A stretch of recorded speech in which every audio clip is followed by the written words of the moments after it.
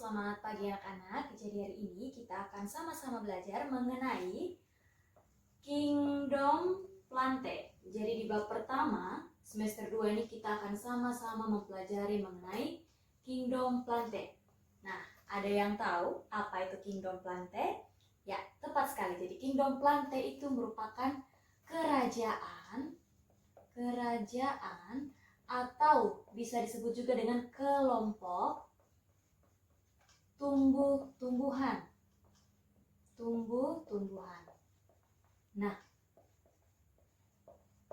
Kingdom Plante ini juga disebut dengan organisme eukariotik, multiseluler yang berdinding sel dan mempunyai klorofil.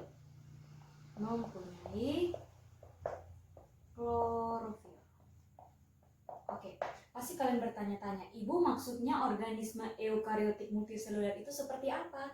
Nah, untuk memahaminya, maka kita akan sama-sama mempelajari yang namanya ciri-ciri dari Kingdom Plante. Jadi cara tulisnya itu Plantae, tapi cara bacanya itu Plante. Nah, jadi untuk mempersingkat waktu, Ibu langsung cantumkan ke-7 ciri-ciri Plante. Kita akan sama-sama lihat ya. Yang pertama, eukariotik. Perhatikan anak-anak, eu ini dalam bahasa Yunani artinya sejati. Sedangkan kalau kariotik artinya membran inti. Jadi dapat disimpulkan bahwa eukariotik ini merupakan organisme yang sudah memiliki membran inti. Nah, pasti kalian bertanya-tanya nih, Ibu, membran inti itu seperti apa? Sekarang Ibu kasih contoh ya, misalkan kita mau lihat struktur anatomi. Ada yang masih ingat apa itu anatomi? Ya, anatomi itu bagian dalam. Jadi sekarang kalau misalkan kita mau lihat nih, bagian dalam daun tumbuhan A misalnya. Kita ambil irisan tipis dari itu daun, kemudian kita melakukan pengamatan menggunakan mikroskop. Jadi akan nampak bagian dalam itu seperti ini. Nah, kemudian ditemukanlah ada organ sel, ada bagian-bagian, misalkan mitokondria. Nanti kalian akan pelajari ini juga pada kelas 11. Mitokondria, kemudian ada yang namanya vakuola. Vakuola ini dia yang berperan dalam penyimpanan cadangan makanan yang dilakukan oleh tumbuhan. Nah, bagian yang paling inti, paling penting itu adalah inti sel. Kenapa dia paling penting, Ibu? Karena dia ini merupakan pengendali seluruh aktivitas sel. Nah, inti sel ini ternyata dia dibungkus oleh suatu membran. Nah, inilah disebut dengan membran inti sel. Jadi otomatis membran inti sel itu dia melindungi inti sel yang ada di tengahnya. Oke, Ibu rasa kalian paham ya? Kalau memang tidak paham, ingat langsung japri ke Ibu. Oke, sekarang ciri yang kedua, multiseluler. Ibu, multiseluler itu seperti apa lagi, Ibu? Lihat ke depan, multi artinya banyak. Seluler ini sel. Nah, artinya organisme tumbuhan itu dia tersusun atau terdiri atas banyak sel. Nah, Ibu tanya lagi nih, pasti kalian sudah lupa apa itu sel. Pada bab sebelumnya kan kita sudah belajar kan? Sel itu merupakan unit terkecil penyusun tubuh makhluk hidup atau unit struktural dan fungsional penyusun tubuh makhluk hidup. Kenapa dikatakan fungsional? Karena segala aktivitas yang terjadi khususnya dalam tubuh tumbuhan itu dikendalikan oleh yang namanya tadi apa? Inti sel, oleh sel ya. Kemudian kenapa dia disebut struktural? Artinya yang menjadi dasar penyusun tubuh makhluk hidup khususnya tumbuhan itu adalah sel. Jadi semua itu dimulai oleh sel. Oke, yang ketiga, dinding sel. Dinding sel pada tumbuhan itu tersusun atas yang namanya selulosa. Makanya kenapa struktur tumbuhan itu dia kaku? Karena ada ini selulosa. Jadi dia tidak bisa melompat-melompat, pindah tempat seperti hewan. Oke, sekarang makroskopis nih. Makro artinya kan ukuran tumbuhan itu dia cukup besar, makanya kita bisa lihat dengan mata. Yang kelima yaitu autotrof. Ada yang tahu tidak apa itu autotrof? Ya, betul sekali. Jadi autotrof itu artinya tumbuhan bisa membuat makanannya sendiri. Kenapa dia bisa bikin makanan sendiri, Ibu? Karena tumbuhan memiliki yang namanya klorofil atau zat hijau daun yang berperan penting dalam proses fotosintesis. Ada yang masih ingat tidak proses fotosintesis itu seperti apa?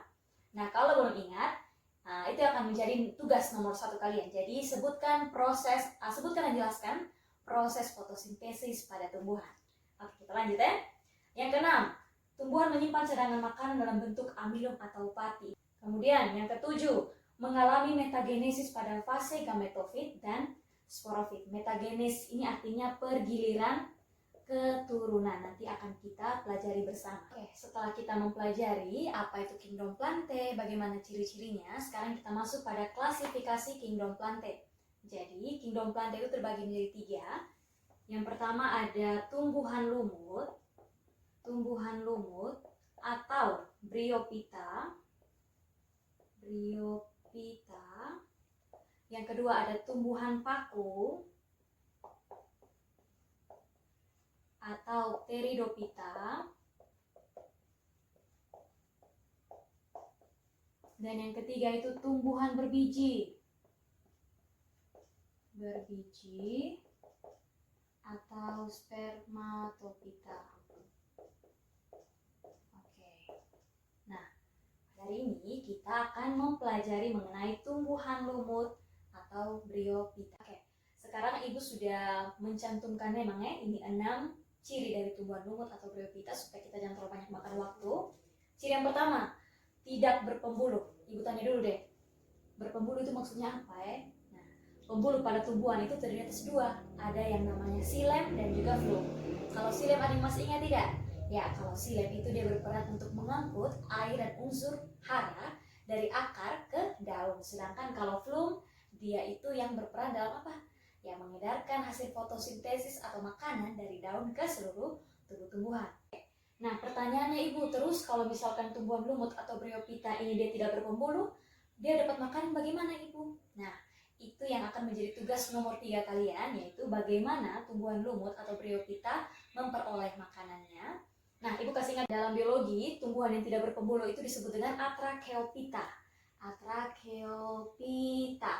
Nah, A ini artinya tidak, sedangkan kalau Tracheophyta ini artinya pembuluh.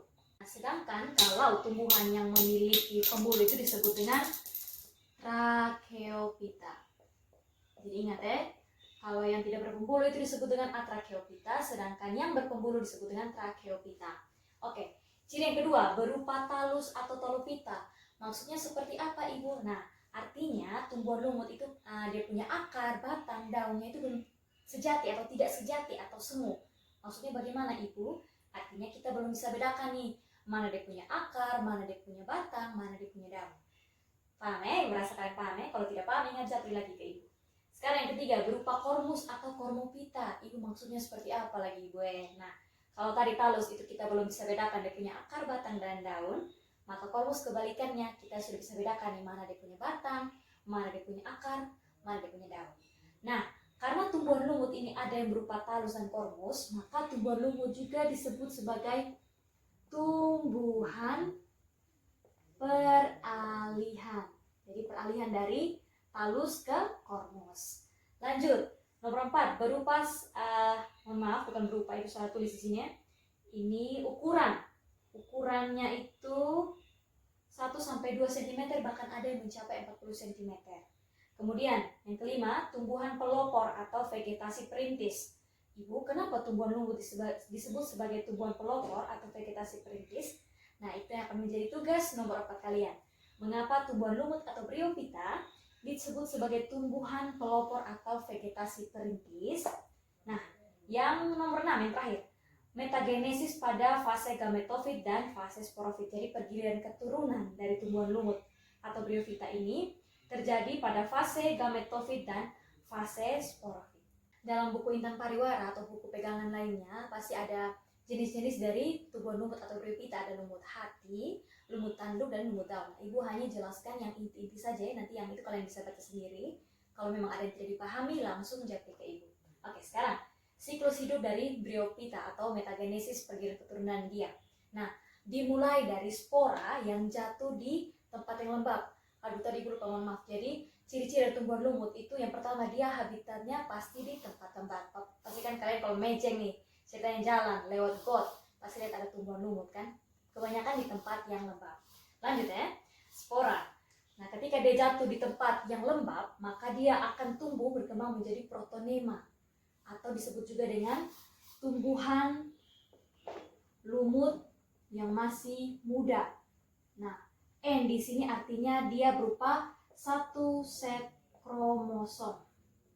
Jadi dia hanya memiliki satu set kromosom ya. Nah, kemudian protonema akan berkembang menjadi tumbuhan lumut dewasa. Dia masih satu set kromosom. Nah, fase ini sudah yang disebut dengan fase gametofit. Jadi pembentukan tumbuhan lumut dewasa ya, fase gametofit.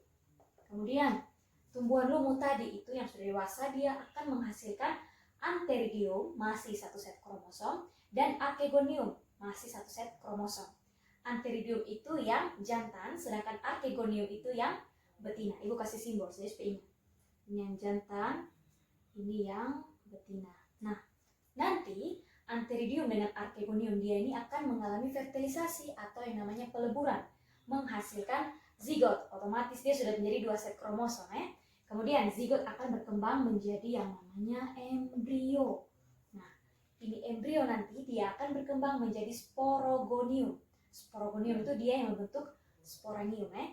Nah, sporangium inilah yang akan membentuk yang namanya spora. Nah, jadi ingat ya, dia punya siklus nanti akan berulang lagi. Dari spora sampai akhirnya sporangium membentuk kembali spora. Ini akan berlanjut pada tahap-tahap selanjutnya. Jadi materi yang kita pelajari untuk pertemuan pertama ini sampai di situ dulu. Selanjutnya nanti kita akan bahas pada pertemuan-pertemuan selanjutnya. Jadi mohon maaf dulu nih, tadi Ibu sempat salah menyebutkan nomor soal pada penjelasan materi sebelumnya. Jadi Ibu mau konfirmasi kembali. Ada 3 soal yang Ibu kasih yang menjadi tugas pertama dalam bab 1 ini.